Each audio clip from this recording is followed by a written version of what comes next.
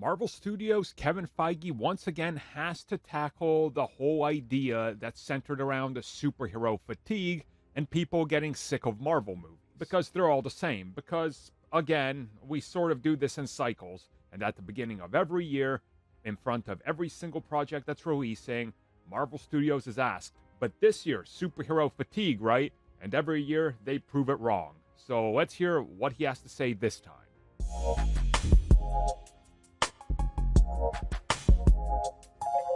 If superhero fatigue is real, then I guess Avatar: The Way of Water never made over 1 billion because everybody on the internet said nobody cares about the first one and nobody's going to go see the sequel.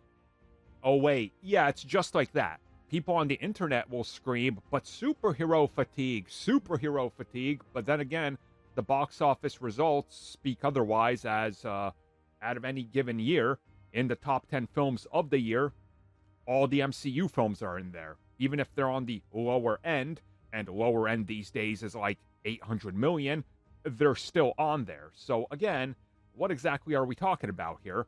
That's exactly what Kevin Feige wanted to talk to the Movie Business Podcast.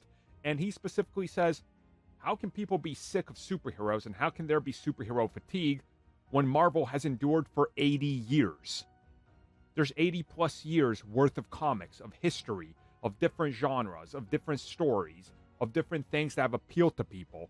We're only 22 years as a current Marvel output of films. And obviously he's referencing the old Marvel initiative when everything got sold off in the mid-90s and then, things went in a different direction. And by the year 2000, Marvel Studios was already forming. That's what he's talking about.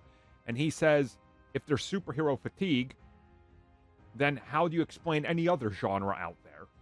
And he says, suddenly you release a film like Gone with the Wind that's based on a book. Did people then go, well, no need to make any more movies based on books because Gone with the Wind did it? He says, no, that's ridiculous. You keep evolving, you keep adapting, you keep infusing into different genres, you keep adding interesting twists and turns, and the people will keep showing up. And certainly that's proven to be the case. What are we now at? 14 years of the next MCU project is Marvel's first failure and bomb, and it's going to ruin the studio? Yeah. One of these days, though, that'll be correct. But if Eternals didn't do it, nothing will.